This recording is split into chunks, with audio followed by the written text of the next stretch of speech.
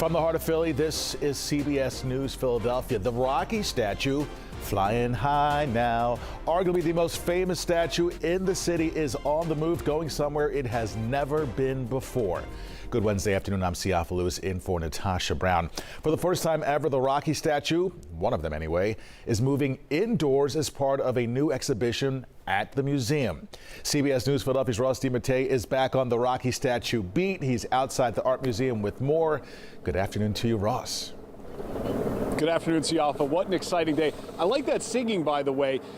By the end of the day today, Philadelphia's most famous statue will have a new home, but at the moment, I got to be honest, we find Rocky in a bit of a precarious situation, a precarious position, I should say. Look at what I'm talking about.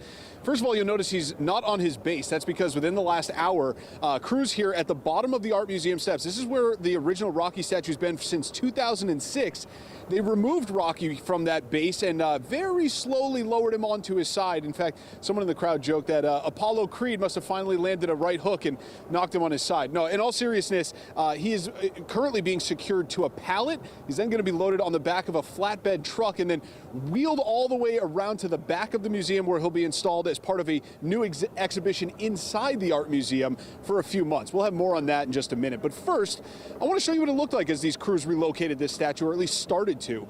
They used a large crane to secure and lift the Rocky statue. Plus, they wrapped Rocky in plenty of padding just to give him some extra protection. Not that he really needs it.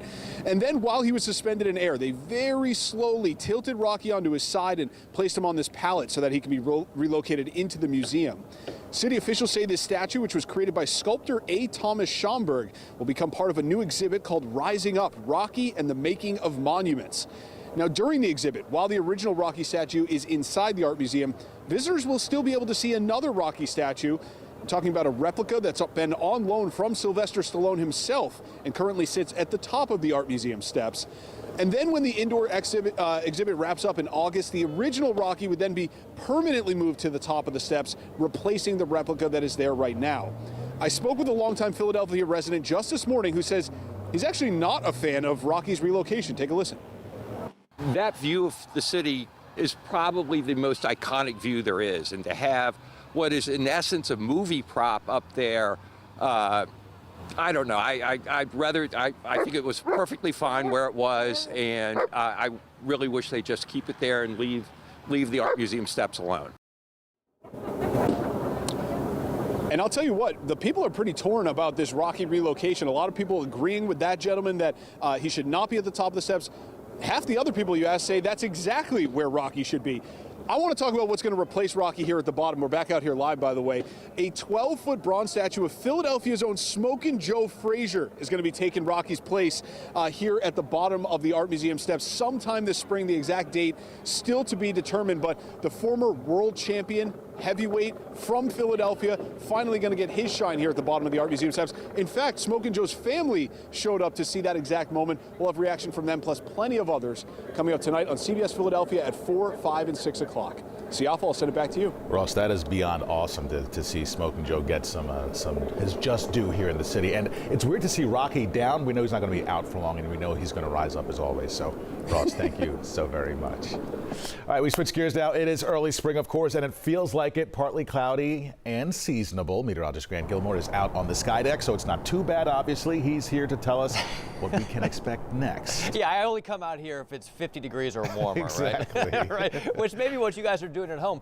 Temperatures are still a little on the cooler side. I'll be honest with you. You step outside, you're expecting a lot of warmth. We'll save that warmth for tomorrow, but we are actually tracking a couple of isolated sprinkles as well. Still some relatively dry air near the surface, so a lot of the rain or that green that you're seeing on the radar not actually reaching the ground, but there are a few raindrops that you may encounter. So keep that in mind, especially if you're across the southern part of the area over the next couple of hours. Temperatures still in the upper 40s to right around that 50-degree mark. So yeah, we hit 50. I'm out on the sky deck, which is where you'll want to be. I think if you can avoid some of those raindrops, you'll enjoy those seasonable temperatures today. Eventually, we'll see high temperatures warming into the middle and upper 50s. A little more cloud cover through the second half of the day. That high cloud cover is increasing, and we'll keep partly sunny skies into tomorrow as well. But highs around 57 today, maybe a stray sprinkle, and then tonight back down to 46, mostly cloudy.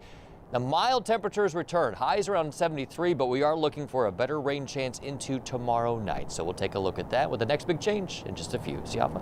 Grant, thank you so very much. New today at noon, a Lehigh County commissioner is accused of selling cocaine at Bethlehem City Hall. Prosecutors say Zachary Cole Borghi sold the drugs over a 2-year period. He also allegedly set up a drug deal during a Board of Commissioners meeting. Police previously arrested Cole Borghi last year after they say they caught him with marijuana. Now he is in jail waiting to face a judge for these newest charges. Police in Wilmington are urging anyone with information about a quadruple shooting yesterday to contact them. The shooting occurred in broad daylight yesterday afternoon around 2:20 at the intersection of North Adams and West 7th Streets, not far from I-95. Cell phone video shows paramedics trying to save someone's life. 2 men, ages 19 and 21, died in the shooting. The 2 surviving victims are now in critical condition.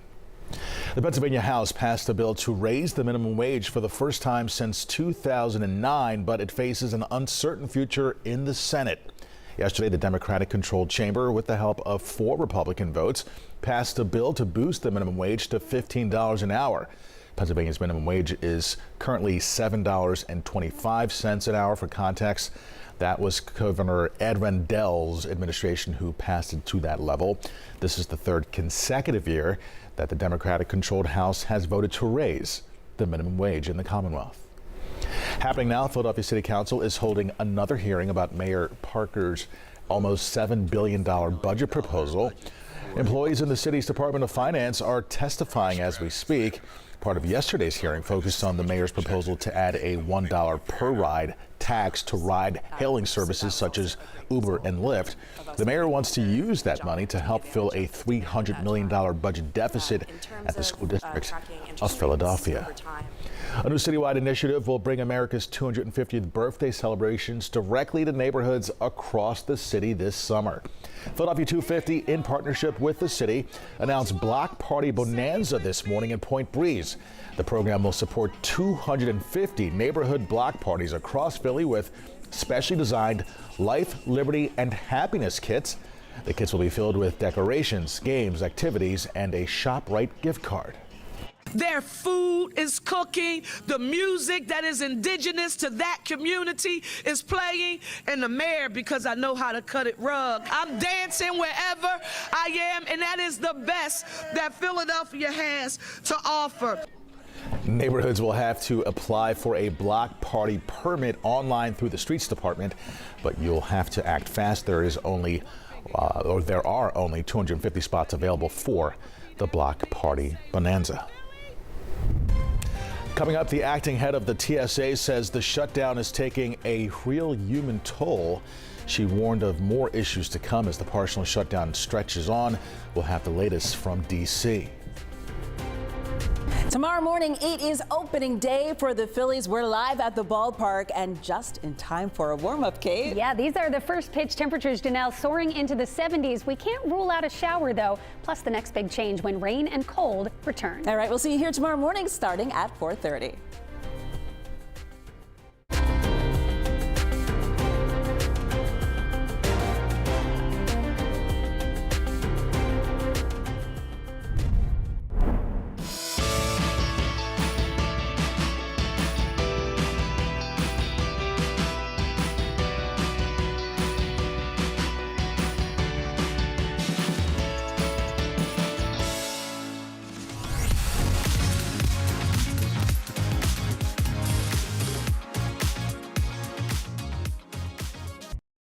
Heart, hustle, home.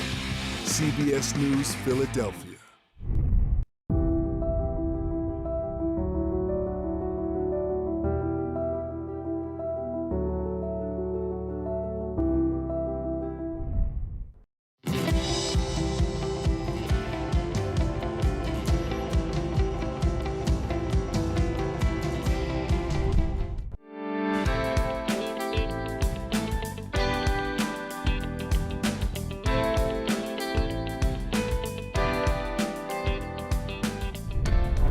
Uncovering the heart behind the headline.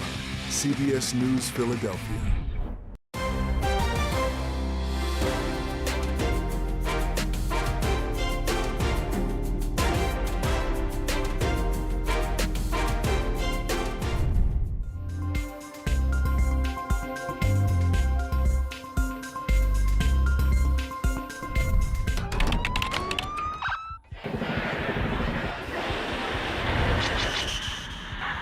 break through the noise and listen for the heartbeat. What's your favorite part? This is the hurt. It's about you, your family, your community. Nothing is like the Philadelphia community. God bless them. These are the heroes that we need to have around. Hey, all right now. CBS News Philadelphia, finding heart in every beat. Your story starts here.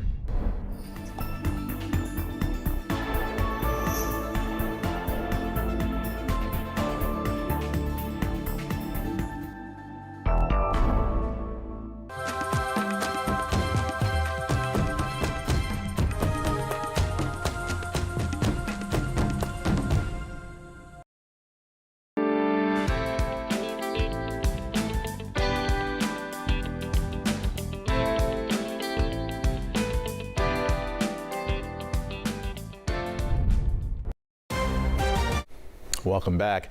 A deal to end the ongoing partial government shutdown remains uncertain this afternoon after Democrats balked at the latest Republican proposal. At the same time, some passengers continue to face hours-long lines at certain airports across the country. Meanwhile, the acting TSA administrator is testifying on Capitol Hill. Nellie Brand has more details from the White House.